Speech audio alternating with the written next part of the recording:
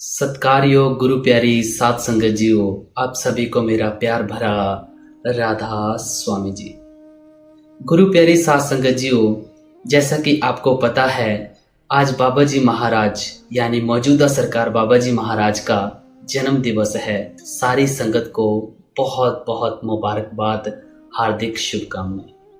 गुरु प्यारी सात संगत जियो, आज का ये सत्संग बाबा जी महाराज के जन्म दिवस का सत्संग है और बहुत ही रूहानियत से भरा हुआ सत्संग है, जो कि स्वामी जी महाराज की वाणी में से लिया गया है। सत्संग के वचन हैं, गुरु गुरु में हृदय धरती, गुरु आरत का सामा करती। प्यारी सात संगत जियो, यह सत्संग हमने 2 लैंग्वेज में फरमाया है, एक हिंदी सत्संग, एक पंजाबी सत्संग।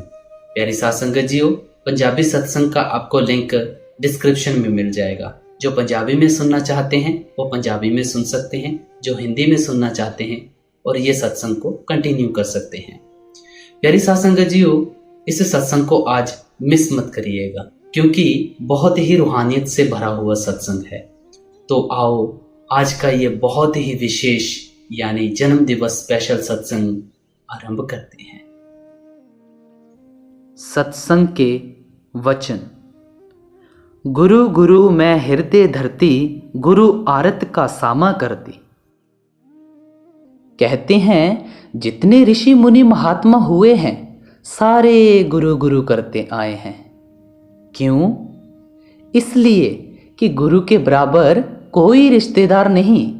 गुरु इस दुनिया में भी शिष्य के साथ है और आगे भी साथ है। गुरु का असली स्वरूप शब्द है और शिष्य का सूरत है। जो गुरु का देह स्वरूप है हमें समझाने के लिए है, वरना गुरु का रूप देह नहीं है। देह तो न शिष्य की रहेगी न गुरु की, ये तो बाहर का मेल मिलाप है। यानी जब हम स्थूल देश और शरीर में हैं, गुरु का स्वरूप स्थूल है। जब हम सूक्ष्म देश में जाएंगे वहां गुरु का स्वरूप सूक्ष्म है। जब ब्रह्मा में जाएंगे वहां गुरु कारण स्वरूप में है। जब पार ब्रह्मा में जाओ वहां गुरु शब्द स्वरूप है। इसी तरह जब आप सचखंड में जाओगे वहां गुरु को सतपुरुष के स्वरूप में देखोगे। जिस तरह एक लड़का विद्या पढ़ने के लिए स्कूल जाता है, उसका उस्ताद एमए है, मगर लड़के को कोई खबर नहीं कि एमए किसे कहते हैं। जब तक खबर नहीं तब तक प्यार नहीं। जब लड़का पढ़ लिख कर एमए हो जाएगा तो उसका उस्ताद के साथ पूरा प्यार हो जाएगा। इसी तरह जब हम रूहानी मंडलों पर चढ़ेंगे, सचखंड पहुंचेंगे, तो दर्जेवार धीरे धीरे पूरा पता लगेगा कि गुरु क्या ताकत है। मगर सतगुरु ये नहीं कहता कि मुझे गुरु कहो, बल्कि वह कहता है कि मुझे दोस्त समझ ले, बड़ा भाई समझ ले।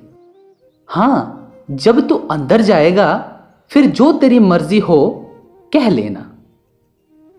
अब हुजूर स्वामी जी महाराज फरमाते हैं कि गुरु क्या ताकत है, गुरु की तालीम क्या है, गुरु का और हमारा संबंध क्या है, हम क्यों गुरु को हृदय में धारण करते हैं और उसकी आरती का सामना करते हैं। आरती का मतलब है उसमें रम जाना यानी समा जाना, बूंद का समुद्र में मिलकर समुद्र हो जाना। आगे कहते हैं, गुरु मेरे पूर्ण पुरुष विधाता, नित चरणन पर मन मेरा राता। कहते हैं हम गुरु को कुल मालिक समझते हैं। इसमें शक नहीं है कि ईश्वर परमेश्वर ब्रह्मा पार ब्रह्मा सब हमारे अंदर हैं, मगर उनके होते हुए भी हमने करोड़ों जन्म पाए। जिस दिन से दुनिया बनी है उस दिन से हम यहां आए हुए हैं। हमारा आज यहां होना इस बात का सबूत है कि हमें परमेश्वर से मिलने की राह नहीं मिली। जब गुरु नहीं मिला था, ईश्वर परमेश्वर ब्रह्मा पार ब्रह्मा अंदर होते हुए भी नहीं मिले। जब गुरु मिला तब ये भी मिल गए। कहते हैं मेरा प्यार गुरु के चरणों के साथ है। गुरु हमारे जैसा नहीं बल्कि वह खुद खुदा है। ये उनका ख्याल है। जो धुरधाम पहुंचे हैं उस लज्जत, उस कैफियत को जिन्होंने देखा है वे ही जानते हैं। ये स्वामी जी ही नहीं कह रहे हैं बल्कि अन्य महात्मा भी कहते हैं। इसलिए गुरु अर्जुन साहिब भी कहते हैं, गुरु परमेश्वर एक को जान, जो तिस भावै सो परवान। गुरु गुरु गुर कर मन मोर। जो महात्मा अंदर सचखंड में पहुंचे वे नाम रूपी समुद्र में लीन हो गए। अब नाम या मालिक में और उनमें कोई फर्क नहीं। गुरु मेरे पूर्ण पुरुष विधाता, ये उनका ही कहना है। हम नहीं कह सकते क्योंकि हमने वह सचखंड देश नहीं देखा है, उसकी पोजीशन नहीं देखी, इसलिए हमारे अंदर वह प्यार भी नहीं।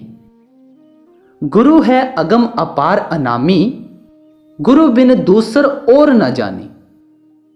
कहते हैं अगर ब्रह्मा पार ब्रह्मा ईश्वर परमेश्वर से भी कोई परे है जिसे अनामी कहते हैं, यानी जिसका कोई नाम नहीं, मैं अपने गुरु को वही समझता हूं। अगर मेरा कोई मालिक है तो वह गुरु है। मतलब कि शिष्य गुरु को कुल मालिक समझता है। कितना ऊंचा ख्याल है। नहीं ब्रह्मा नहीं विष्णु महेशा, नहीं ईश्वर परमेश्वर शेषा। कहते हैं गुरु के मुकाबले में ना ब्रह्मा है जो दुनिया को पैदा करता है, ना ही विष्णु को समझते हैं जो दुनिया को पालता है, और ना शिव को मानते हैं जो दुनिया का नाश करता है। इसी तरह गुरु के बराबर ना ईश्वर है जो तुरीय पद का मालिक है, ना परमेश्वर जो त्रिकुटी का मालिक है, और ना शेषनाग। गुरु इन सबसे परे है। रामकृष्ण नहीं 10 अवतारी, व्यास वशिष्ठ ना आदि कुमारी। ऋषि मुनि देवी देव न कोई, तीर्थ व्रत धर्म नहीं होई। अब कहते हैं हम गुरु के बराबर ना ऋषि मुनियों को समझते हैं, ना देवी देवताओं को, ना अवतारों आदि को।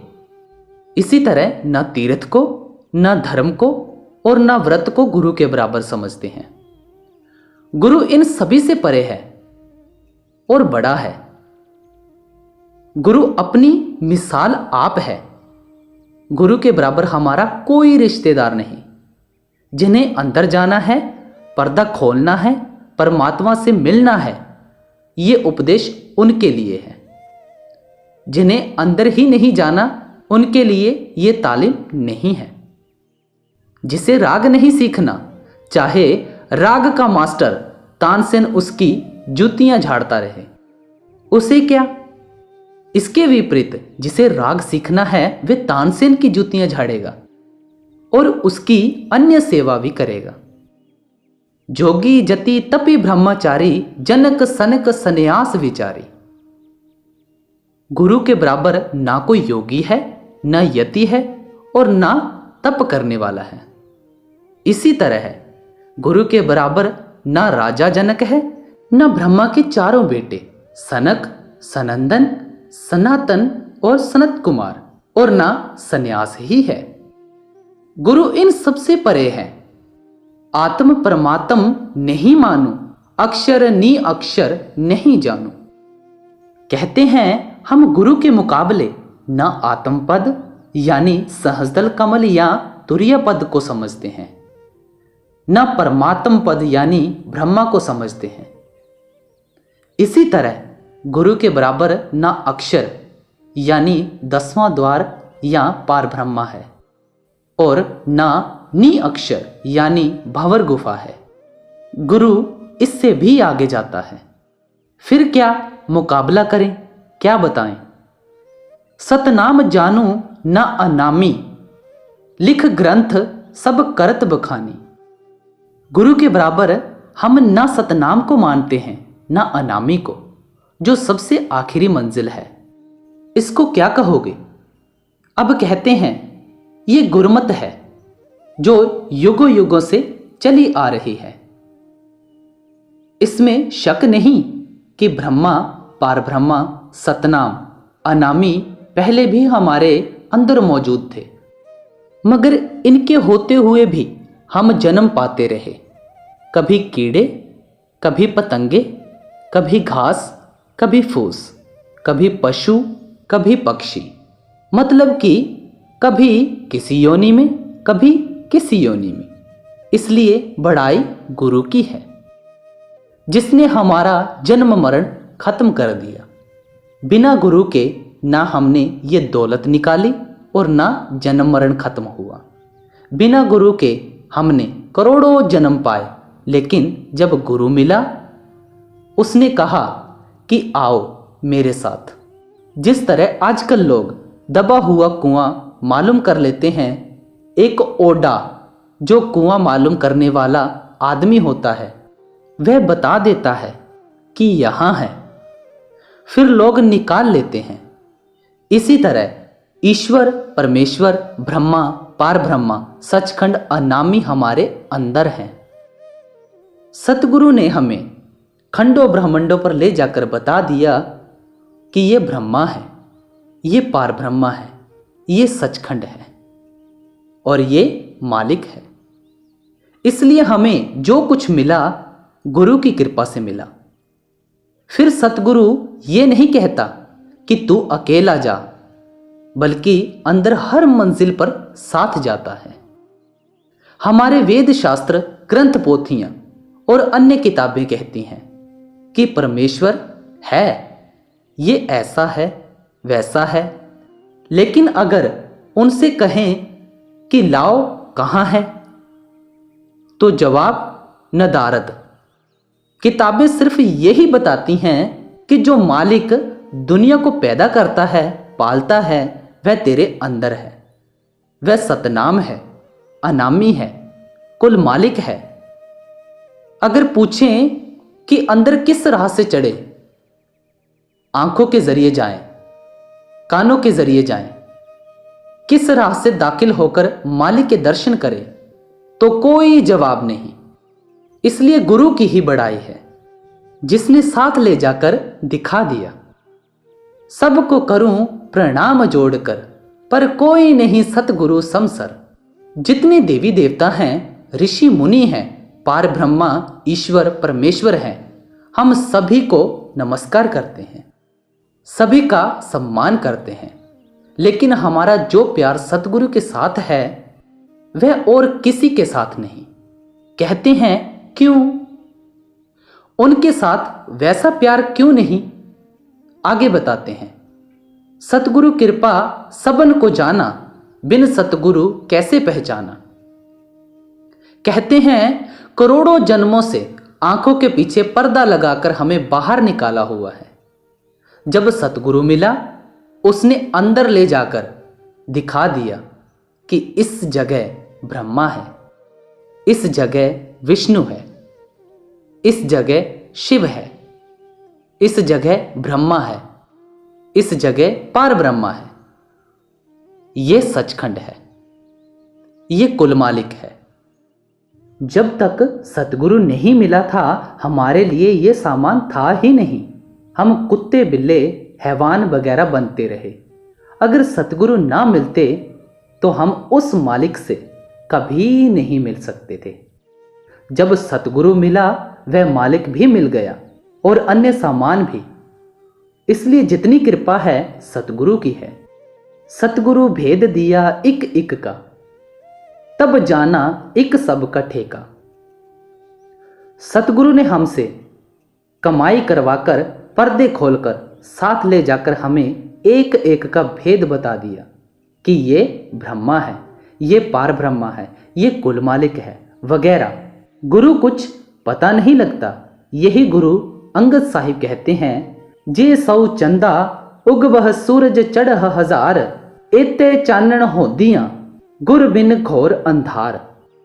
अगर इस दुनिया में लाखों सूरज, लाखों चंद्रमा चढ़ जाएं, तो बाहर रोशनी ज्यादा हो जाएगी।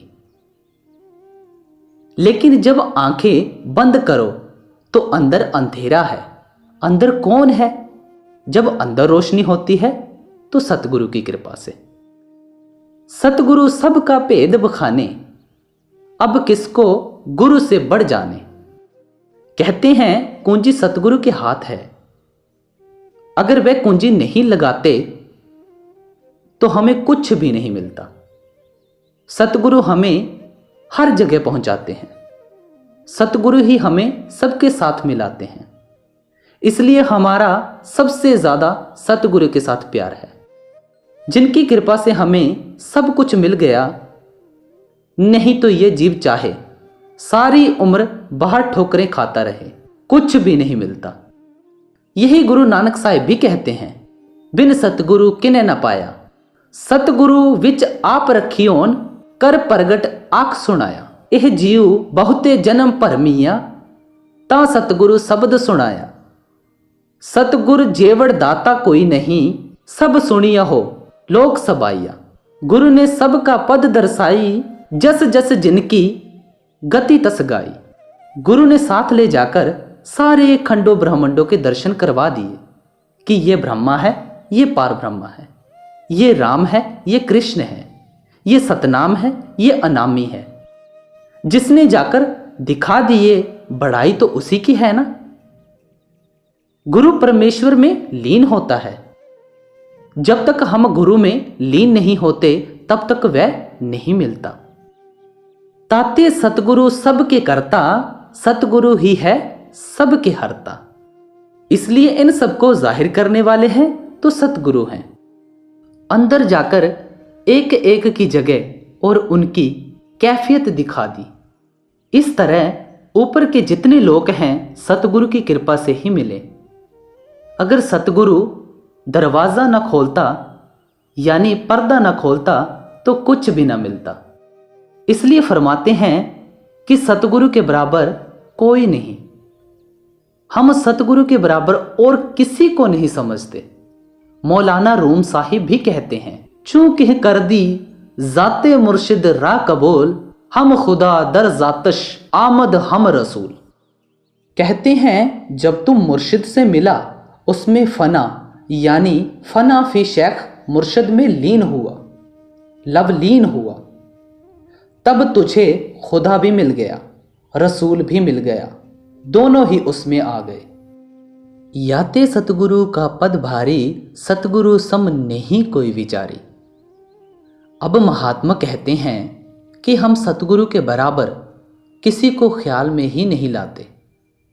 सतगुरु का दर्जा बड़े से बड़ा और ऊंचे से ऊंचा है, मगर किन के लिए? जिन्हें पर्दा नहीं खोलना, उनके लिए नहीं। अगर लोगों का पर्दा खुला होता तो गुरु नानक साहिब से बोझा ना उठवाते, चक्की ना पिसवाते, इस तरह को मार्गी ना कहते। मगर जन्म साखी में आता है कि गुरु नानक साहिब एक गांव में गए, किसी ने अंदर नहीं आने दिया। एक कौड़ी की कुटिया में, जिसके नजदीक दिन में भी कोई नहीं आता था, रात काटी। गुरु अर्जन साहिब पर गर्म रेत डलवाई। हजरत ईसाई को जब सूली पर चढ़ा दिया, तब उन्होंने कहा कि ए मालिक, इन्हें आंखें दे दे, देखो। फिर भी वे हमारा भला मांगते हैं। अगर आंखें होती तो क्या लोग उन्हें सूली पर चढ़ाते? इसी तरह अरब के लोगों ने हजरत मोहम्मद साहिब के बारे में कहा कि ये कुमारगी गलत रास्ते पर डालता है। किसी ने उन्हें घर में नहीं आने दिया। भूखे प्यासे एक गार गुफा में जाकर रहे। लोगों ने बहुत तलाश किया लेकिन ना मिले। एक हजरत अब्बू जाफर और एक अब्बू तालब मक्का पहुंचे और उनसे मिले। इसी तरह कई महात्मा आए, मगर हमने उनके ज़माने में उन्हें नहीं समझा। अगर आंखें होती तो हम उनके साथ ये करते। अगर अब गुरु नानक साहिब आ जाएं तो हम उनकी कदर करने को तैयार नहीं। क्यों? क्योंकि हमारी वे आंखें नहीं जिनसे उन्हें पहचान लें। अब स्वामी जी फरमाते हैं कि हम सतगुरु के बराबर किसी को नहीं समझते, क्योंकि जो एहसान सतगुरु ने हम पर किया है और किसी ने नहीं किया। जब जीव शरण गुरु की आवे, कर्म धर्म और भरम नसावे। अब कहते हैं कि जब शिष्य सतगुरु की शरण में आ जाए, नाम ले ले, फिर इसे क्या करना चाहिए? फिर आप ही जवाब देते हैं कि जो कुछ तीर्थ, व्रत, धर्म, जब तप ये करता है सारे छोड़ दे।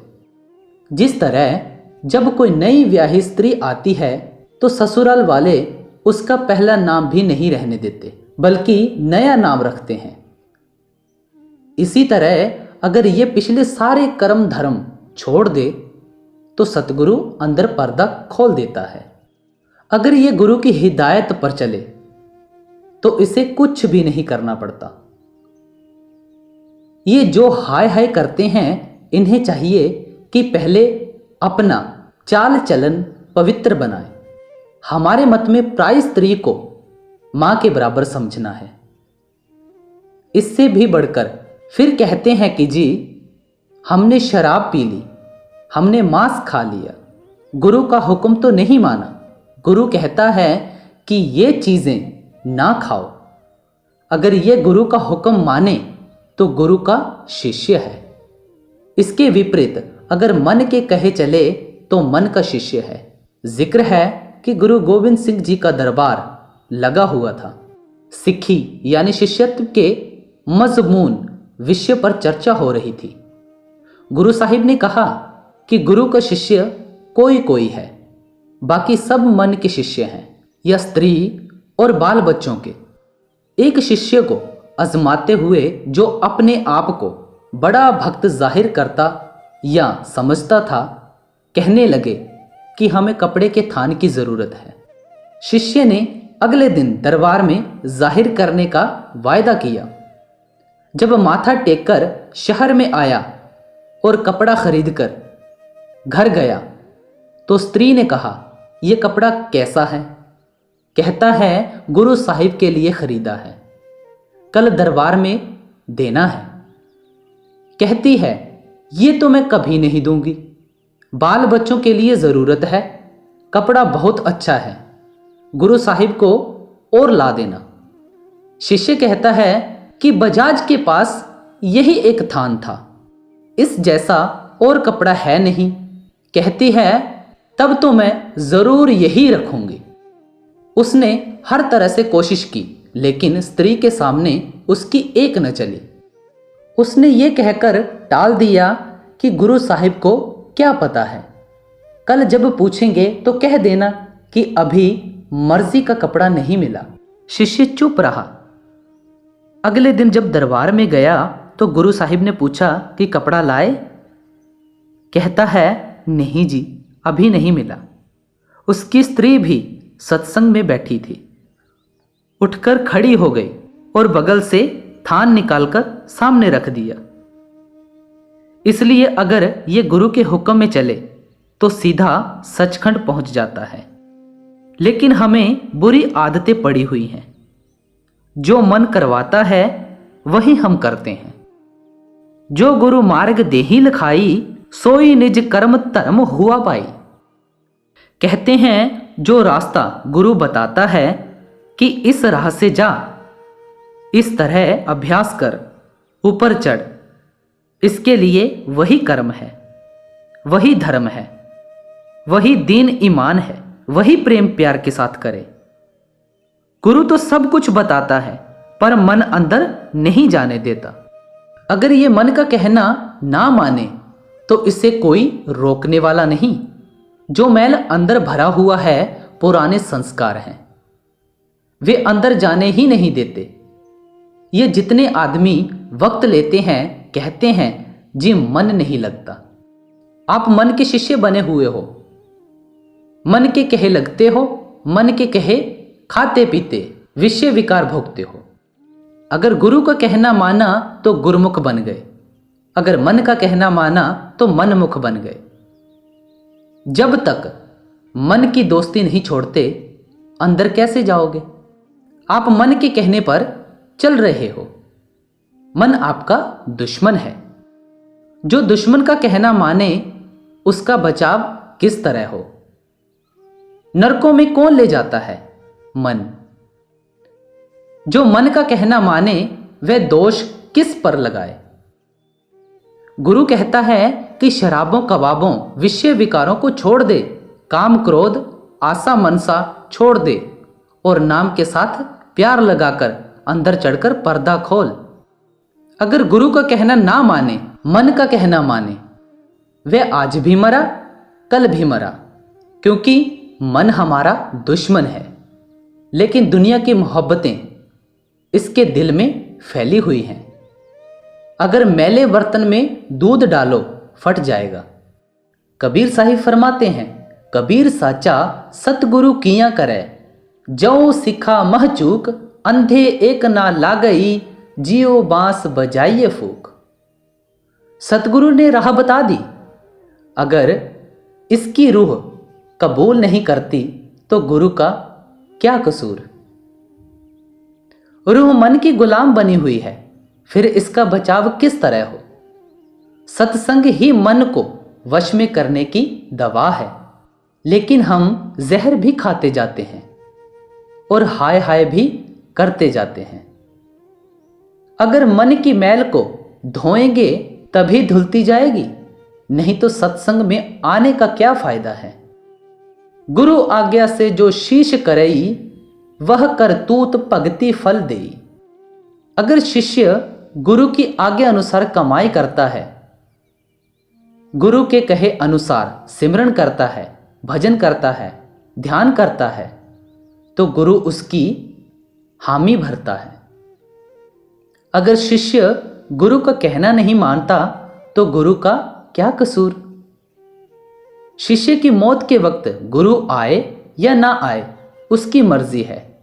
क्या कहते हैं गुरु नानक साहिब, गुरु पीर हामाता परे, जा मुर्दार न खाए। एक महात्मा बाजार में जा रहा था। रास्ते में एक दुकानदार ने खजूर रखी हुई थी। मन ने कहा, यह खजूर लेनी चाहिए। उसने मन को समझाया, मगर मन दुनिया के विषय विकारों का आशिक है। जब रात को सोया, खजूर सामने। रात के पिछले पहर में जब भजन पर बैठा तो खजूर सामने। मन भजन में ना लगा, हार कर सुबह जंगल में गया। एक गट्ठर लकड़ियों का जितना कि उठा सकता था उठाया। चलता है, गिर पड़ता है, फिर चलता है, गिर पड़ता है। मन से कहा कि खजूर भी तो तुझे ही खानी है। मुश्किल से चलकर शहर में पहुंचा। लकड़ियां बेची, जो कुछ पैसे मिले उनसे खजूर खरीदकर जंगल में ले गया। खजूर सामने रखी, फिर मन से कहता है कि आज तूने खजूर मांगी, कल को अच्छे अच्छे खाने, अच्छे अच्छे कपड़े, फिर स्त्री मांगेगा। जब स्त्री आई तो बाल बच्चे होंगे, तब तो मैं तेरा ही हो गया। एक मुसाफिर जा रहा था, उसको बुलाकर कहता है, ले भाई ये खजूर ले जा। अगर मन का कहना ना मानो तो कुछ हासिल करके ले जाओगे, अगर मानो तो मनमुख बन जाओगे। दुनिया में दो ही राहें हैं, एक गुरुमुख की, दूसरी मनमुख की। अगर शिष्य गुरु की आज्ञा में चलता है तो उसके बराबर कोई भक्ति नहीं। सतगुरु का हर हुक्म शिष्य के लिए भक्ति है। पहले भी कई दफा अर्ज की गई है कि ख्वाजा हाफिज साहिब कहते हैं, बे मैं सजदा रंगी कुन गरत, पीरे मुंगा गोयद, किह सालिक बेखबर ना बबद, जी राहो रस्मे मंजिल हा। अगर मुर्शिद कहता है कि अपना नमाज वाला मुसल्ला, नमाज के वक्त पिछाने वाली दरी शराब जैसी हराम चीज में रंग ले तो रंग ले। हालांकि जाहिरी तौर पर यह नाजायज यानी अनुचित हुक्म है, लेकिन शिष्य के लिए जायज उचित है। शिष्य या तालिब को खबर नहीं कि इसमें उसकी क्या बेहतरी है, मगर गुरु बाखबर है। अगर वह ऐसा हुक्म देता है तो शिष्य के फायदे के लिए। इसी तरह गुरु नानक साहिब ने अपने शिष्यों को आजमाते हुए कहा कि मुर्दा खाओ। क्या यह कोई जायज हुक्म था? मगर जब मुर्दे पर से कपड़ा उतारा गया तो पता लगा कि वह मुर्दा नहीं बल्कि मोहन भोग है। अब जिन्होंने हुक्म नहीं माना था वे पछताने लगे। गुरु गोविंद सिंह जी ने जब शिष्यों का इम्तिहान लेना चाहा तो 5000 में से सिर्फ 5 ही निकले। अगर शिष्य गुरु के हुक्म में चले तो इसे कोई डर नहीं बल्कि फायदा ही फायदा है। कई लोगों को लगता है कि गुरु नाजायज आज्ञा देता है, लेकिन वह नाजायज आज्ञा देता ही नहीं। अगर गुरु कोई ऐसा हुक्म देता है जो अभी हमारी समझ में नहीं आता, उसका वह जिम्मेदार है। वह सब कुछ जानता है। अंत में उसके हुक्म में चलने में ही हमारा फायदा है। ताते प्रथम गुरु को खोजो, शब्द बतावे सो गुरु शोधो। हमारा पहला धर्म यह है कि गुरु की तलाश करें। पूरा गुरु कहीं भाग्य से मिलता है। वैसे गुरु हिंदुओं में भी हैं, मुसलमानों में भी हैं। आजकल के पढ़े लिखे लोग गुरुडम से नफरत करते हैं, मगर जो खोजी है वे अपनी तलाश का सिलसिला उस वक्त तक बराबर जारी रखते हैं जब तक कि पूरा गुरु नहीं मिल जाता। मैंने खुद 22 साल खोज की है। सिखों के घर पैदा हुआ, छोटी उम्र में ही ग्रंथ साहिब पढ़ाया गया। बाणी जगह जगह पूरे गुरु की तलाश पर जोर देती है। कई महात्मा मिले, बातचीत की, मगर तसल्ली ना हुई। जब वक्त आया घर बैठे महाराज बाबा जयमल सिंह जी मिल गए। जो खुद 5 शब्द की कमाई करता है और अपने शिष्यों को 5 शब्द का भेद देता है, वह पूरा गुरु है। जब भाग्य से मिल जाए उससे राह लेकर ऊपर चढ़ो। हमें उसके साथ रिश्ते नाते नहीं जोड़ने। जिस तरह स्कूलों कॉलेजों में मास्टर प्रोफेसर हिंदू भी होते हैं, मुसलमान भी, हम उनसे शिक्षा लेने से इनकार तो नहीं करते। कबीर साहिब मुसलमान जुलाहे थे। उनके शिष्य राजवीर बघेल सिंह क्षत्रिय राजपूत थे। अस गुरु सम कोई और न आना, गुरु मिले फिर कहाँ कमाना। कहते हैं ऐसे गुरु के बराबर और कोई नहीं। जो महात्मा हुए हैं जैसे गुरु नानक साहिब, कबीर साहिब, दादू साहिब, पलटू साहिब, उनकी भी 5 शब्द की ही राह थी। यही पूरे गुरु की पहचान है। जब ऐसा सतगुरु मिल जाए तो उससे राह ले लो। ये ना देखो कि वह हिंदू है या मुसलमान, सिख है या ईसाई या किसी और मजहब का। उसकी देह का ख्याल ना करो। जिस तरह जब हम तालीम लेने जाते हैं तब ये ख्याल नहीं करते कि मास्टर ईसाई है या सिख है या हिंदू है, बल्कि तालीम ले लेते हैं। इसी तरह जब इतिहास पढ़ो तो पता लगता है कि गुरु रविदास जी जूते गांठने का काम करते थे। मेवाड़ के राजघराने की मीराबाई उनकी सेविका थी। हमें उन महात्माओं के साथ रिश्ता नाता नहीं करना, ना ही मिलकर खाना है, बल्कि उनसे राह लेनी है और कुछ नहीं करना। अब कहते हैं अगर कोई शब्द अभ्यासी सतगुरु मिल जाए तो उससे नाम लेकर कमाई करो और कुछ करने की जरूरत नहीं।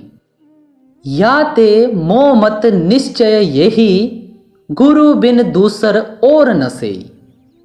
अब हुजूर स्वामी जी फरमाते हैं कि हमारा अपना ख्याल ये है कि सिवाय गुरु के हमारा और किसी से प्यार ही नहीं। गुरु के बराबर ना हाकिम है, ना बादशाह और ना कोई और। यही गुरु अर्जन साहिब कहते हैं, गुरु गुरु गुर कर मन मोर, गुरु बिना मैं नाही होर। फिर कहते हैं, गुरु परमेश्वर एक को जान। वे लिहाज नहीं करते बल्कि बेधड़क कह देते हैं कि हम तो सिवाय गुरु के किसी की पूजा करते ही नहीं। हमारा जप तप पूजा मतलब जो कुछ है गुरु ही है। जाके हृदय गुरु प्रतीति, काल कर्म वा से नहीं जीती। जो गुरु पर भरोसा रखता है, गुरु के साथ प्यार करता है और गुरु के हुक्म के मुताबिक कमाई करता है, उसे ना तो यमों का डर है जो जान निकालते हैं और ना उससे धर्मराय ही हिसाब मांगता है। शिष्य की मौत के वक्त कभी यमदूत नहीं आते, सतगुरु आता है और अपने साथ ले जाता है। अगर शिष्य गुरु के हुक्म के मुताबिक कमाई करता है, जब इससे नाम की कमाई करवाकर पारब्रह्मा में ले जाता है, वहां अमृतसर है जिसमें नहाकर करोड़ों जन्मों के पाप नाश हो जाते हैं। ये अमृतसर में स्नान करता है। अब इसे यमों का क्या डर और 84 का क्या डर। गुरु अमरदास साहिब कहते हैं, नानक जिन्ह कौ सतगुरु मिलिया, तिन्ह का लेख निबड़िया। फिर किसे आना है और किसे जाना है, पर अगर शिष्य सतगुरु के हुक्म में रहे, सबके सिर पर उसका डंका, काहो कि उसके नहीं शंका। कहते हैं, जब गुरु मिला पर्दा खोल लिया, फिर शक कैसा। अगर सामने पर्दा खुल जाए, रूह खंडों ब्रह्मंडों पर चली जाए, तब भ्रम कैसा। गुरु के मिलाप से सारा भ्रम दूर हो गया। बड़े बड़े उधरे उस संगा, गुरमुख है इन सब से चंगा। कहते हैं, बड़े बड़े गुरमुख की संगति करके भूमिया चोर, सज्जन ठग जैसे कई तर गए। किसकी कृपा से? गुरु की कृपा से। जिसके हृदय में गुरु ने 5 शब्द का भेद डाल दिया, उसे रहना ही नहीं। चाहे इस जन्म में जाए, अगले जन्म में जाए, उससे भी अगले जन्म में जाए, बीज नाश नहीं होगा। वह पेड़ बनेगा और जरूर बनेगा, मगर स्वाद तभी है अगर जीते जी खंडों ब्रह्मंडों पर चढ़े। बड़ाई तो उसकी है जो कमाई करके पर्दा खोले। यह गुरुमुखों का काम है। हमें शर्म आनी चाहिए, अपने ऐब पाप छोड़ने चाहिए और नाम की कमाई करनी चाहिए। गुरुमुख की गति सबसे भारी, गुरुमुख कोटीन जीव उबारी। गुरुमुख सबसे अच्छा क्यों है? क्योंकि गुरुमुख की गति सबसे ऊंची है। गुरुमुख को इतनी ताकत होती है कि वह अपने कमाए हुए नाम का एक कण देकर करोड़ों जीवों को पार कर देता है। यही गुरु अर्जुन साहिब कहते हैं, गुरुमुख कोट उधारदा, भाई दे नावे एक कणी। जब राजा जनक स्थूल शरीर त्याग कर अपने धाम को जा रहा था, राह में क्या देखता है कि नरकों में जीव जल रहे हैं और बड़ी चीख पुकार हो रही है। उसने पहले यमदूतों से पूछा कि ये क्यों जल रहे हैं। फिर धर्मराय से कहा कि इनका छुटकारा कैसे हो सकता है। धर्मराय ने कहा कि अगर कोई महात्मा अपने नाम की कमाई दे तो ये आजाद हो सकते हैं। तब राजा जनक ने वहां 2.5 घड़ी के तप का फल दिया। वे सभी जीव नरकों से आजाद होकर मातलोक में आकर मनुष्य बने। तुलसी साहिब कहते हैं, धन धन राजा जनक है, जिन सुमिरन किया विवेक, एक घड़ी के सुमिरते पापी तरे अनेक। राजा जनक योगीश्वर था, ज्ञानी था, मगर आगे क्या कहते हैं, ऐसा सुमिरन जानी के संतन पकड़ी टेक। कि जो कायदा राजा जनक का था वह संतों का नहीं। संतों का तरीका बड़ा ऊंचा है। गुरु साहिब का क्या तरीका था? नानक सुमिरन सार है, बिसरे घड़ी न एक।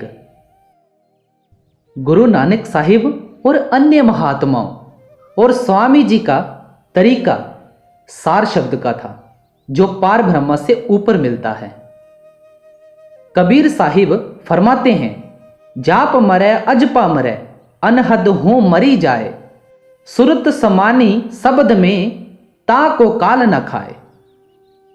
अब कहते हैं कि इसे चाहिए कि ये शब्द के साथ नाता जोड़ दे। अगर नाम लेकर रख छोड़ा तो क्या फायदा। जिस तरह बीमार डॉक्टर से दवाई लाकर आले में रख छोड़े, खाए नहीं तो फायदा नहीं होता। अगर वह डॉक्टर को गालियां दे तो डॉक्टर का क्या कसूर? कसूर उसका अपना है।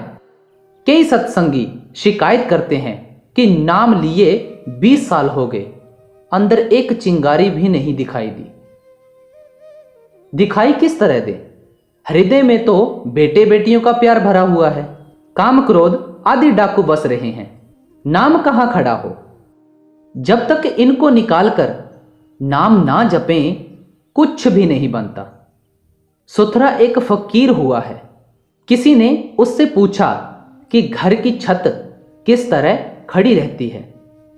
कहता है, खंभों के जरिए। इसी तरह हमें नाम का खंभा लगाना है। हम अपने आप को कभी इल्जाम नहीं देते, बल्कि हमेशा दूसरों पर इल्जाम लगाते हैं, हालांकि कसूर हमारा अपना है। जब तक ये अपने आप पर इल्जाम नहीं लेता, इसका बनता कुछ नहीं। जो दूसरों पर इल्जाम लगाते हैं वे खाली आए और खाली चले गए। कहां लग महिमा गुरमुख गाऊं, कोई ना जाने किस समझाऊं। अब कहते हैं, गुरुमुखों की महिमा क्या करें? हमारे पास वह जबान नहीं। कुंजों की अवस्था वे ही जानते हैं जो कुंजों के साथ उड़ते हैं। कबूतरों और कौओं को क्या पता कि कुंजें किस देश से आती हैं। जो अंदर जाते हैं वे गुरुमुखों की अवस्था जानते हैं। जो आंखों से बाहर बैठे हुए हैं वे क्या जाने कि गुरुमुख कहां जाते हैं। लोगों ने गुरु नानक साहिब को कसूर शहर में नहीं आने दिया कि ये कुमार्गी है, गलत रास्ते पर डालता है। खडूर खहरिया में जहां गुरु अंगद साहिब रहते थे, एक तपस्वी योगी भी रहता था, जो रिद्धियां सिद्धियां और करामाते भी जानता था। मगर जब गुरु साहिब ने सत्संग और नामदान की बख्शिश करनी शुरू की तो योगी के शिष्य और सेवक दिनों दिन घटने लग गए। वह बहुत दुखी हुआ और मन ही मन गुरु साहिब से दुश्मनी रखने लगा। मालिक की मौज। एक साल बारिश न हुई। संत तो मालिक की रजा में राजी रहते हैं और अपने सेवकों को उसकी रजा पर चलने का उपदेश देते हैं। पानी का अभाव आ पड़ा तो किसान और जमींदार योगी के पास गए और विनती की कि इस बार बारिश नहीं हुई, कृपा करो और पानी बरसा दो। योगी ने इस मौके का फायदा उठाया और कहा कि तुम्हारे नगर में जो गुरु बनकर बैठा है और पुण्य दान धर्म कर्म कुछ नहीं करता, जब तक उसे नगर से बाहर नहीं निकालोगे बारिश कभी नहीं होगी। योगी के श्रद्धालुओं ने गुरु अंगद देव जी के आगे अपना ख्याल प्रकट किया। गुरु साहिब चुपचाप मालिक की रजा में मस्त उठ खड़े हुए और नगर से बाहर आकर अपना डेरा लगा लिया। कुछ अरसा इसी तरह गुजर गया, बारिश नहीं हुई। श्रद्धालु बार बार योगी के पास जाते और पुकार करते।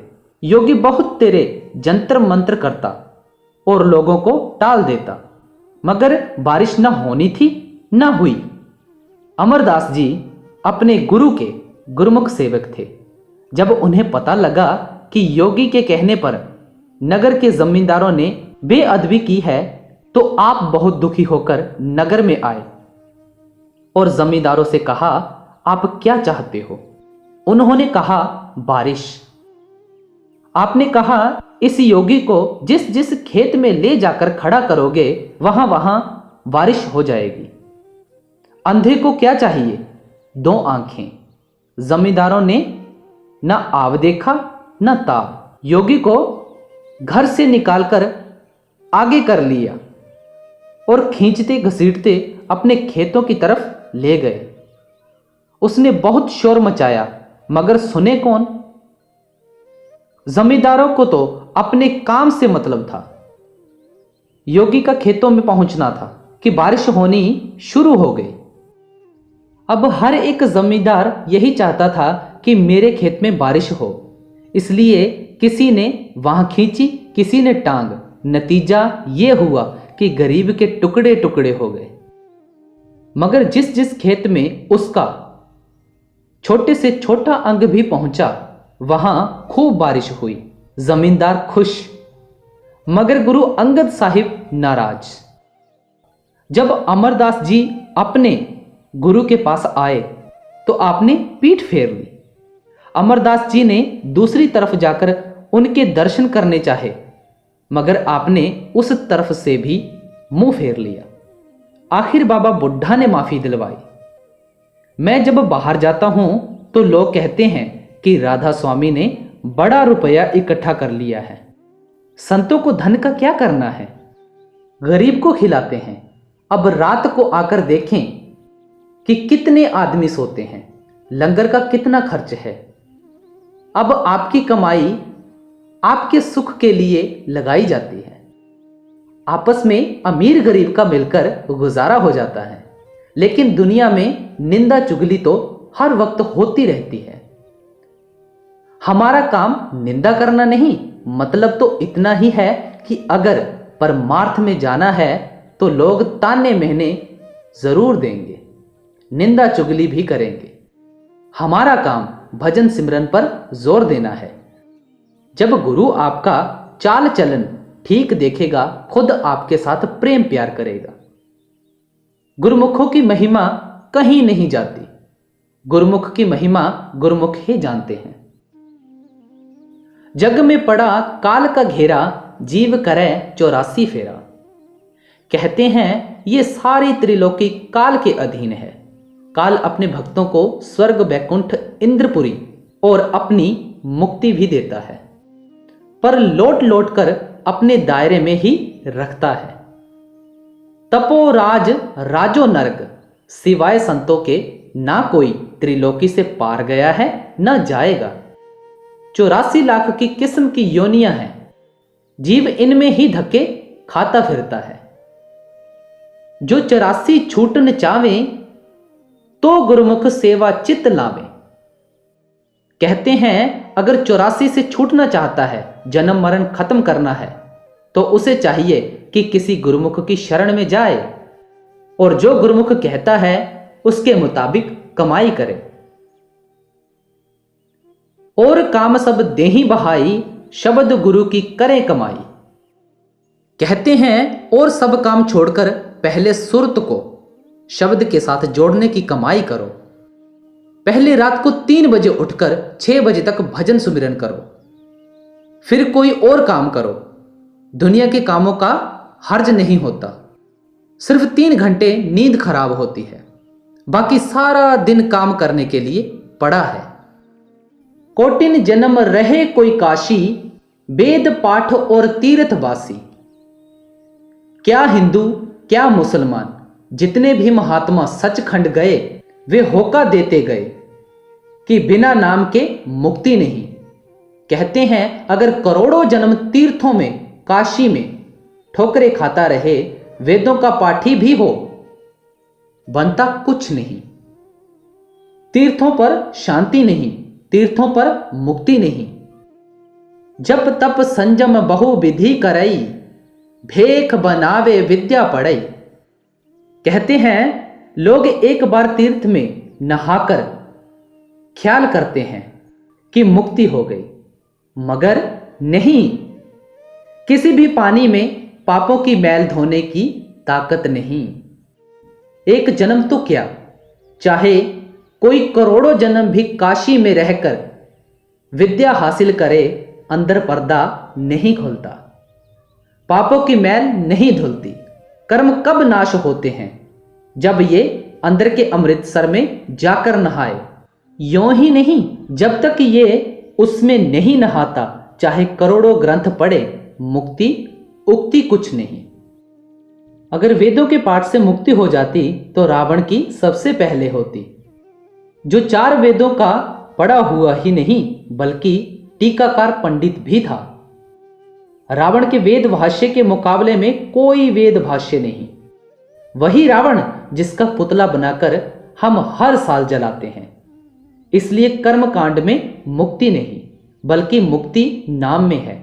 हम कहते हैं कि मुक्ति बातों से ही मिल जाए, मगर ये बातों का मजमून यानी विषय नहीं बल्कि कुर्बानी करने का है, खंडों ब्रह्मंडों पर चढ़ने का है। कई कहते हैं कि जी 20 साल हो गए नाम लिए हुए, बना कुछ नहीं। मैं पूछता हूं कि भजन पर कितनी देर बैठते हो? कहते हैं जी आधा घंटा। मैं कहता हूं कि आधे घंटे से तो कुछ भी नहीं बनता। चाहे सारी उम्र बैठे रहो, जिक्र है। कहीं एक मिरासी भूल से मस्जिद में चला गया। वहां 5 नमाजी मौजूद थे। उन्होंने कहा, आओ वुजू करके नमाज पढ़ें।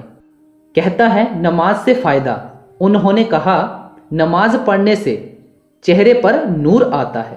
कहता है बहुत अच्छा, अभी तो मुझे काम है, घर जाकर जरूर पढ़ूंगा।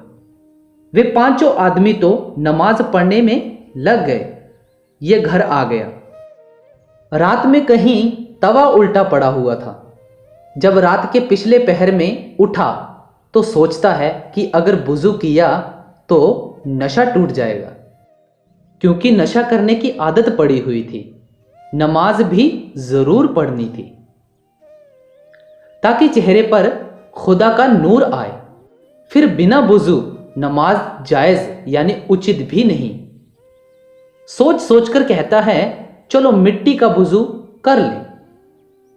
यह सोचकर अंधेरे में जमीन पर हाथ मारकर मुंह फेरता है। नीचे तवा पड़ा हुआ था। हाथ तवे पर लगा। प्रेम से वुजू करके नमाज पढ़ी।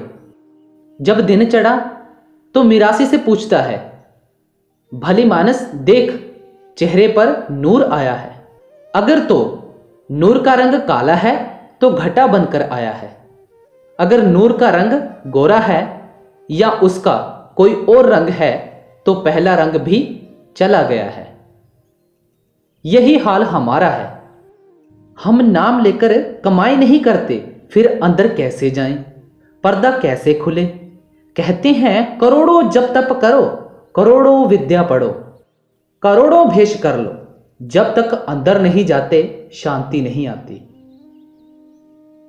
पिछलों की जो धारे टेका, जिनको कभी आंख नहीं देखा। दुनिया एक और ही गलती में पड़ जाती है। जो स्कूल मास्टर 50 साल हुए गुजर गया, अगर आप कहो कि हमारे लड़के को पढ़ाए तो हो सकता है, हरगिज नहीं। अगर कोई कहे कि मेरे मुकदमे का फैसला महाराज रणजीत सिंह करेगा, यह कभी नहीं हो सकता, मौजूदा मजिस्ट्रेट ही करेगा। अगर कोई औरत कहे कि मुझे राजा विक्रमादित्य से शादी करनी है, तो विक्रमादित्य आकर औलाद पैदा नहीं करेगा। औलाद पैदा करने के लिए मौजूदा पति की जरूरत है। अगर कोई कहे कि मेरा बच्चा बीमार है, धनवंतरी वैद्य आकर इलाज करे, तो वह नहीं आएगा, मौजूदा हकीम या डॉक्टर ही आकर इलाज करेगा। इसलिए वक्त का हाकिम, वक्त का डॉक्टर, स्त्री का वक्त का पति और वक्त का गुरु ही होना चाहिए। जो महात्मा गुजर चुके हैं वे अपने वक्त में समर्थ थे। उनके वक्त में जो उनकी शरण में आए, उन्होंने उनको अपना रूप बना लिया। जिस तरह जब गुरु नानक साहिब आए, जो जो उनकी शरण में गए, गुरु साहिब ने उनको गुरु नानक ही बना लिया। इसी तरह जो कबीर साहिब की शरण में गए, उन्हें कबीर साहिब ने कबीर ही बना दिया। जिन महात्मा को हमने देखा ही नहीं, जिन्हें गए हुए हजारों साल हो गए, वे हमें कुछ नहीं दे सकते। लोग पिछलों को पकड़कर बैठे हैं, पर अब उन्हें आना नहीं। पोथिन में सुनी उनकी महिमा, टेक बांध मन सब का भरमा। पुराने महात्माओं की किताबें, पोथियां पढ़कर टेक बांध लेते हैं। कोई कहता है कि मैं रामचंद्र जी का उपासक हूं, जबकि कई हजार साल हो गए। त्रेता युग में रामचंद्र जी आए थे। कोई किसी का उपासक है, कोई किसी का।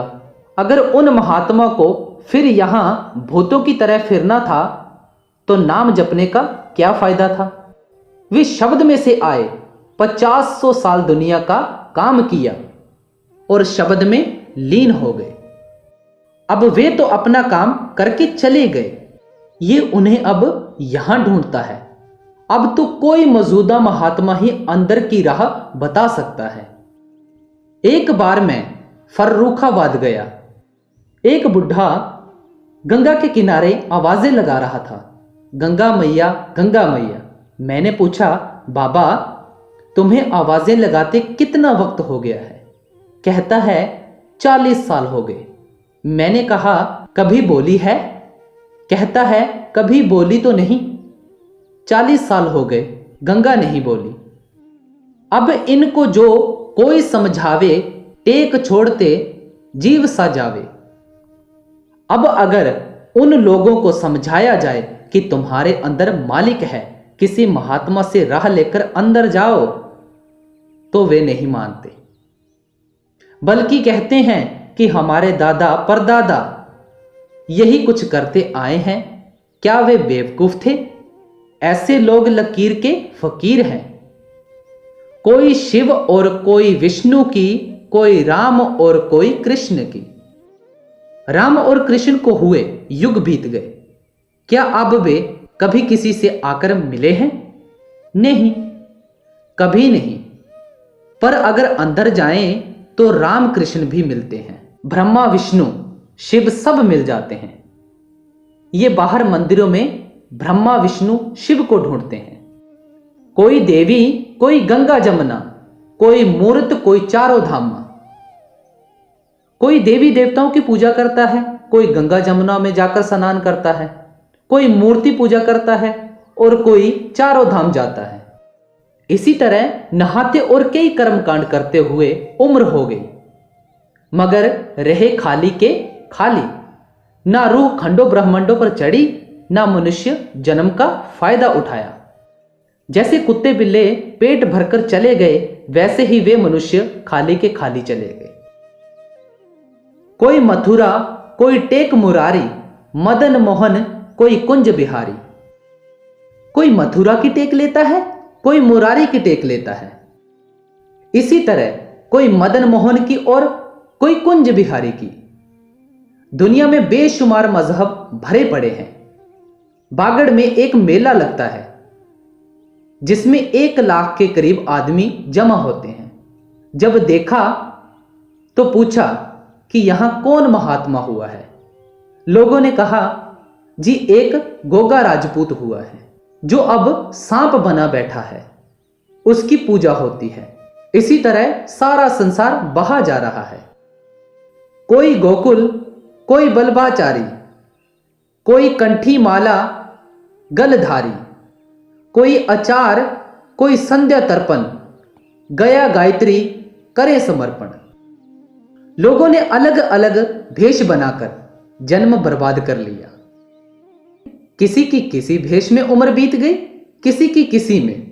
जैसे कोई संध्या करने लगा तो सारी उम्र संध्या ही करता रहा। उनसे पूछा कि कभी अंदर रोशनी हुई है?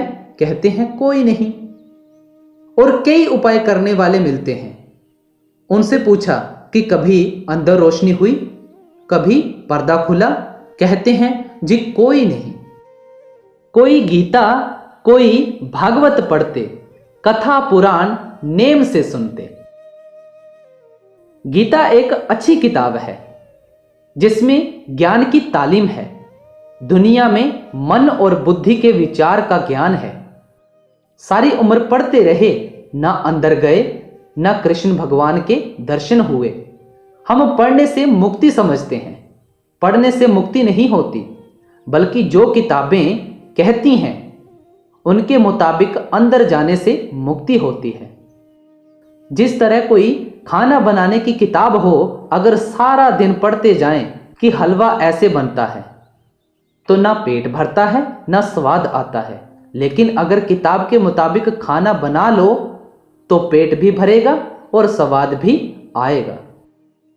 बहुत सी दुनिया इसी धोखे में पड़ी हुई है कि किताबें पढ़ने से मुक्ति हो जाती है। अगर समझाओ तो कोई नहीं मानता, बल्कि हमारे कान पर तो जूं भी नहीं रेंगती। क्या दादू, क्या नानक पंथी, क्या कबीर, क्या पलटू संती। सोचने की बात है, दादू साहिब भी होका दे गए, गुरु नानक साहिब भी होका दे गए। इसी तरह कबीर साहिब, पलटू साहिब और कई और महात्मा भी होका देकर चले गए कि तुम्हारे अंदर नाम है, तुम्हारे अंदर सचखंड है और अन्य सामान है। किसी महात्मा से राह लेकर पर्दा खोलकर अपनी दौलत को संभाल लो। मगर हमें कभी ख्याल आया है? कोई नहीं। जो राह गुरु नानक साहिब, कबीर साहिब और अन्य महात्मा बता गए हैं, हम उस राह ही नहीं जाते। फिर मिले किस तरह? अब जो गुरु साहिब की तालीम है, हम उससे करोड़ों कोस दूर रहते हैं। वे कहते हैं कि किसी पूरे गुरु से नाम लेकर उसकी कमाई करो, मगर हम करते ही नहीं। वे अपने वक्त में होका देकर चले गए। जिस तरह किसी भेड़ों के बाड़े में आग लग जाए, लोग रहम खाकर उनको बाड़े से बाहर निकालते हैं, मगर वे लौट लौट कर बाड़े में जाती हैं। वे जलकर मर जाती हैं, मगर अपनी सोसाइटी यानी संगति तो नहीं छोड़ती। यही हाल हमारा है। महात्मा ने हमें सचखंड पहुंचाने के लिए मल मूत्र का चोला पहना, मेहनत की, दुख उठाए, लेकिन जो राह वे बताते हैं, क्या हम उस राह पर चलते हैं? कोई नहीं। सब मिल करते पिछली टेका, वक्त गुरु का खोज न नेका। हम पुरानी लीक पीटते चले आते हैं, और जो हमारी किताबें, ग्रंथ, पोथियां और अन्य महात्मा कहते हैं कि जाओ किसी महात्मा के पास, वह हम नहीं करते। ना किसी महात्मा के पास जाते हैं और ना नाम का भेद लेकर उसकी कमाई ही करते हैं। बिन गुरु वक्त भक्ति नाही पावे, बिना भक्ति सतलोक न जावे। किसी वक्त के महात्मा के बिना अंदर जाने की राह नहीं मिलती, और बिना सुरत शब्द की कमाई के मालिक नहीं मिलता। योगियों ने गुरु नानक साहिब से पूछा कि मालिक किस तरह मिलता है, तो गुरु साहिब ने कहा, जैसे जल मह कमल निरालम, मुरगाई न साणे, सुरत शब्द भवसागर तरिए, नानक नाम बखाणे। जिस तरह कमल का फूल जल में होता है, मगर उस पर जल का असर नहीं होता, जिस तरह मुर्गा भी जल में रहती है, जल में खाती है, मगर जब उड़ती है सूखी की सूखी। इसी तरह हमें दुनिया में रहते हुए अपनी सूरत को शब्द के साथ जोड़ना है। सतगुरु भेद देता है कि तेरे अंदर सूरत है, तेरे अंदर ही शब्द है। सूरत को शब्द के साथ जोड़कर संसार समुद्र से पार हो जाओ। मालिक से मिलने के लिए बाहर जाने की जरूरत नहीं। अगर कोई पूर्ण वेद, पूर्ण ग्रंथ है, तो आदमी का शरीर है। यही सारी किताबें और अन्य महात्मा कहते हैं। गुरु अमरदास साहिब होका देते हैं, बिन गुरु दाते कोई न पाए, लख कोटि जे कर्म कमाए। बिना गुरु लाखों करोड़ों उपाय करो, कुछ नहीं बनता। गुरु नानक साहिब फिर कहते हैं, आवण जान न चुकई मर, जन्मै होए खुआर। क्यों? क्योंकि हमारे अंदर लाखों करोड़ों जन्मों की मैल चढ़ी हुई है। जब तक कोई महात्मा ना मिले और शब्द का भेद ना दे, ये कमाई ना करे, मैल उतर नहीं सकती। जन्म मरण खत्म नहीं होता, बेकार की ख्वारी होती है। ये कहना उन जीवन कारण जिनके बिरह अनुराग की धारण। अब हुजूर स्वामी जी महाराज फरमाते हैं कि हमारा ये उपदेश उनके लिए है जिन्हें परमात्मा से मिलना है, जन्म मरण खत्म करना है, मुक्ति हासिल करनी है। इसके विपरीत जो बेटे बेटियों और अन्य दुनिया का सामान मांगते हैं उनके लिए नहीं। कहते हैं कि ये उपदेश उनके लिए है जिन्हें परमात्मा से मिलने का शौक है, जो मानते हैं कि हमारे अंदर वाहे गुरु अकाल पुरुष बैठा हुआ है। विषय संसारी और रागी, इनको टेक न चाहिए त्यागी। कहते हैं कि जो दुनिया का राजपाट, धन दौलत, विषय विकार मांगते हैं वे जहां हैं वही लगे रहे। ये उपदेश उनके लिए नहीं बल्कि उनके लिए है जो जन्म मरण खत्म करना चाहते हैं।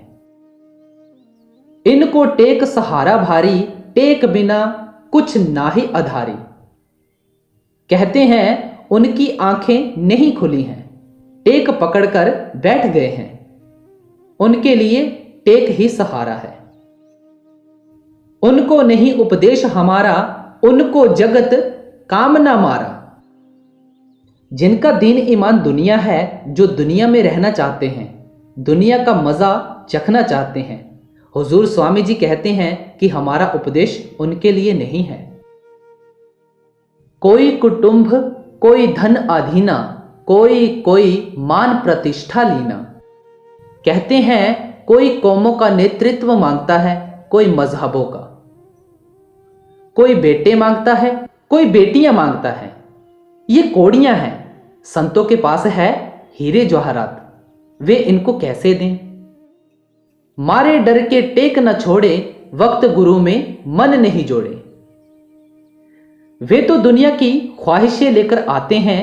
कोई कहता है मेरे मुकदमे में जीत हो जाए, कोई कहता है मेरी बीमारी का इलाज हो जाए।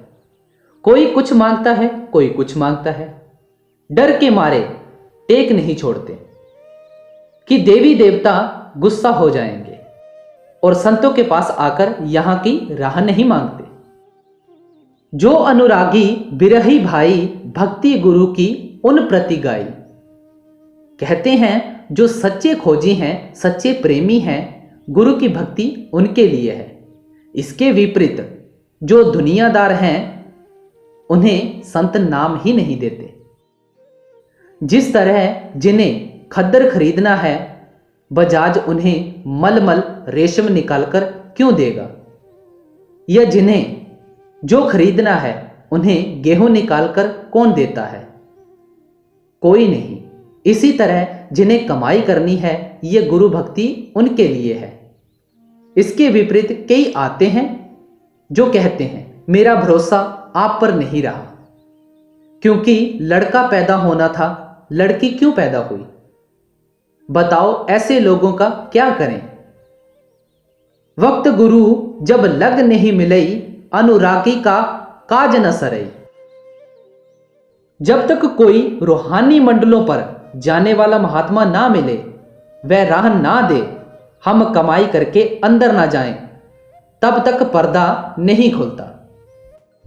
वह नाम अनमोल रत्न है, हम कहते हैं यूं ही मिल जाए। प्रथम सीढ़ी भक्ति गुरु की, दूसरी सीढ़ी सुरत नाम की। गुरु की भक्ति, गुरु का प्यार, कम खाना कम सोना परमार्थ का पहला दर्जा है। इसी तरह अभ्यास करना, पर्दा खोलना, मन और सुरत को शब्द में लीन करना, रूहानी मंडलों पर चढ़ना दूसरा दर्जा है। जब तक हमारा चरित्र ऊंचा नहीं, सतगुरु के साथ प्यार नहीं, हम 2-3 घंटे भजन सुमिरन में नहीं देते, तब तक दूसरे दर्जे में दाखिल नहीं होते। जब तक अंदर काम क्रोध लोभ मोह अहंकार है, आशा मनसा है, मन इंद्रिय काबू में नहीं आई, विषय विकारों से मन नहीं हटा, मतलब कि जब तक गुरु भक्ति पूरी नहीं होती तब तक रूह अंदर नहीं जा सकती। मन चूरे बिन सुरत न निर्मल, कैसे चढ़े और लगे शब्द चल। जब तक मन काबू में नहीं आता, ना पर्दा खुलता है, ना रूह रूहानी मंडलों पर जाती है, ना नाम की लज्जत आती है और ना शांति मिलती है। स्त्री पुरुषों की बड़ी शिकायत तो यह है कि जी मन नहीं लगता, अंदर कुछ नजर नहीं आता। सुनो, जब तक मन के साथ लड़ाई नहीं करोगे, यह अंदर नहीं जाएगा।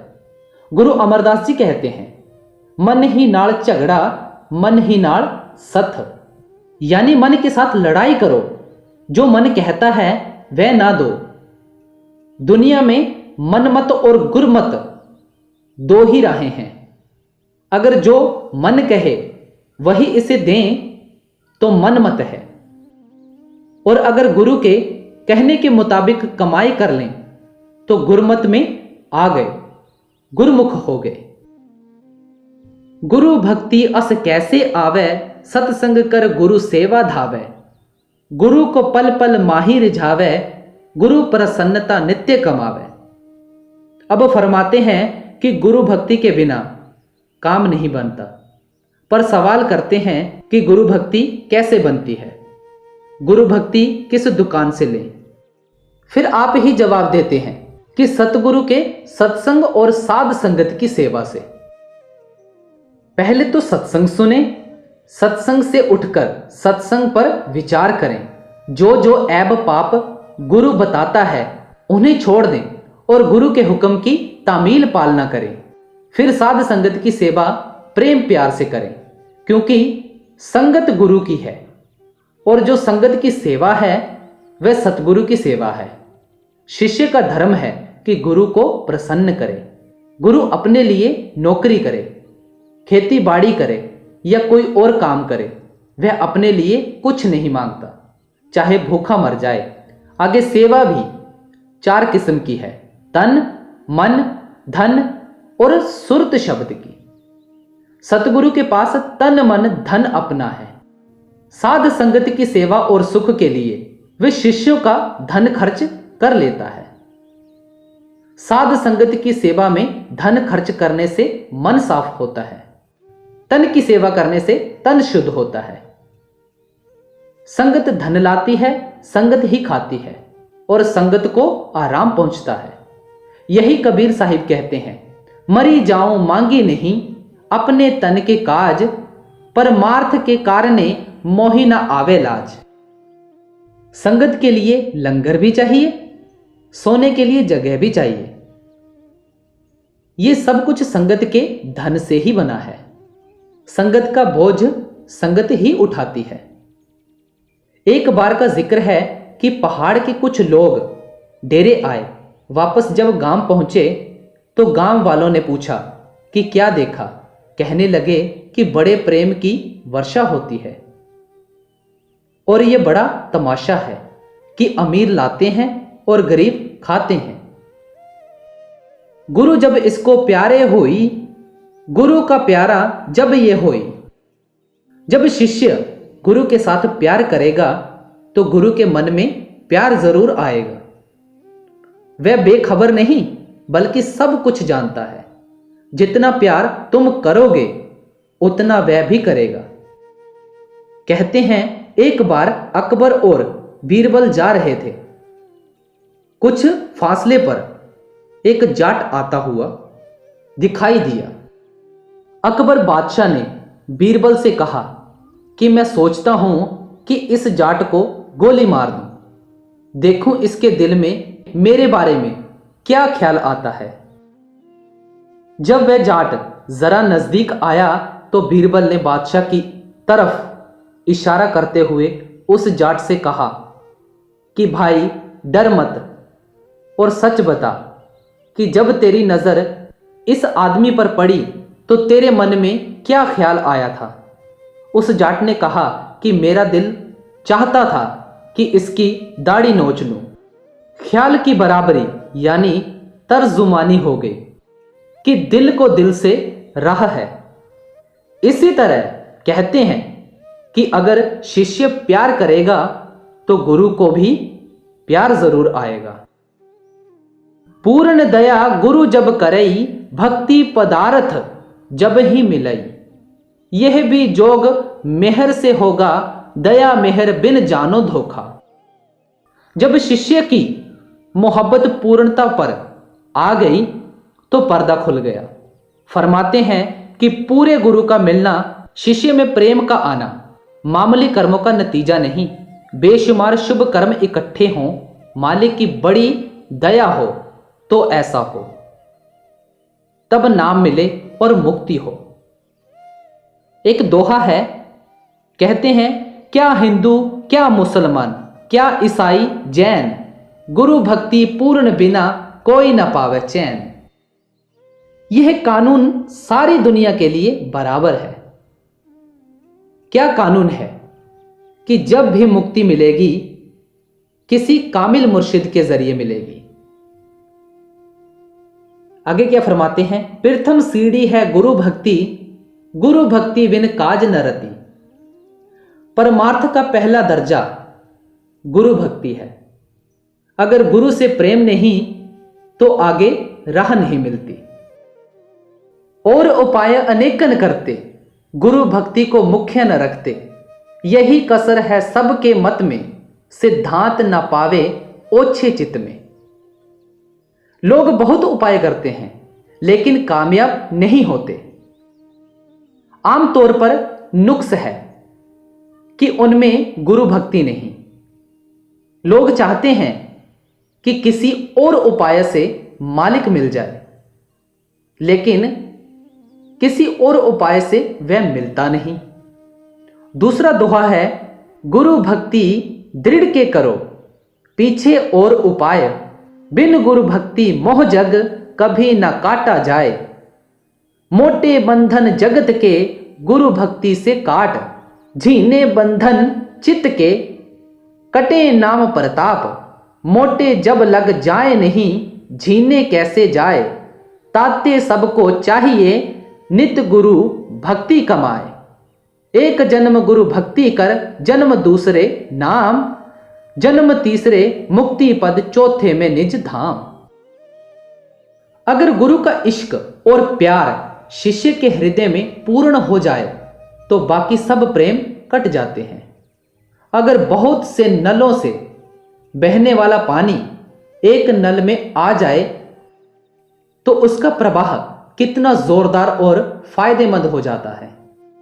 अब कहते हैं कि गुरु को हमारे प्यार की जरूरत नहीं, जिस तरह शीशे को जरूरत नहीं कि उसे देखें। शीशे को न देखने का सुख है और ना देखने का दुख, बल्कि जिस तरह से शीशे में देखेंगे वैसा ही नजर आएगा। अगर हंसते हुए देखेंगे तो हंसता नजर आएगा, अगर रोते हुए देखेंगे तो रोता। आपके मन की किरणें शीशे के साथ टकराकर आपका अक्स आपको दिखाती हैं। इसी तरह गुरु के स्वरूप का हाल है। अपने प्यार से अंदर गुरु को जगाना है। आपका पर्दा खुल जाए। शराब कबाब चोरी चुकारी दुराचार सारे ऐब पाप गुरु भक्ति से कट जाएंगे। महात्मा बुरी आदतें अपनाने से मना करेगा तो हम छोड़ देंगे। जब बाहर के ऐब पाप छूट गए, अंदर का पर्दा नाम की कमाई से खुल जाएगा। इन ऐबों के होते हुए पर्दा नहीं खुल सकता। जब दुनिया के मोटे मोटे ऐब पाप नहीं छूटते तो अंदर पर्दा किस तरह खुले। होना यह चाहिए कि पहले जिंदगी को पवित्र करो और फिर पर्दा खोलो। जिस तरह वेद मत में 4 आश्रम रखे हैं, ब्रह्मचार्य, गृहस्थ, वानप्रस्थ और सन्यास, इसी तरह संत मत में 4 दर्जे हैं जो एक जन्म में तय हो सकते हैं। गुरु के साथ प्यार किया, नाम जपा, रूह पार ब्रह्मा में गई, सारे पर्दे उतर गए। नाम की लज्जत ली, अमृत पिया और रूह सचखंड में पहुंच गई। अगर पूरा काम नहीं बना तो फिर जन्म मिलेगा। 4 जन्मों से ज्यादा संत नहीं देते, लेकिन क्यों ना ये काम इसी जन्म में खत्म कर ले। अब आरत गुरु करूं संवारा, काया थाल मन दीपक बारा। भक्ति जोत और भोग अनुरागा, दृष्टि जोड़ चित चरणन लागा। यों आरत अब करी बनाई, सतगुरु पूरे रहें सहाय। फरमाते हैं कि हम गुरु को फिर नमस्कार करते हैं। आम लोग तो आरती में थाल जोत आदि रखते हैं, हमारी आरती अलग है। हमें वजूद यानी शरीर का थाल बनाना है, मन का दिया रोशन करना है, दीनता और भक्ति की जोत जलानी है, फिर उसमें इश्क और प्रेम की मिठाई रखनी है। उम्मीद करता हूं इस सत्संग में आपको बहुत कुछ पता लगा होगा गुरु के बारे में। अगर आपको सत्संग अच्छा लगा है और गुरु के प्रति जो आपके मन में शंका थी वो दूर हुई है, इन्हीं शंकाओं को मिटाने के लिए अपने सत्संगी भाई बहनों से इस सत्संग को जरूर शेयर करें और जिनके मन में गुरु के प्रति शंकाएं चल रही हैं उनकी शंकाएं दूर हो सकें। जाते जाते लाइक, कमेंट और चैनल को जरूर सब्सक्राइब करते जाएं। गुरु प्यारी साध संगत जी, राधा स्वामी दयाल की दया, राधा स्वामी सहाय।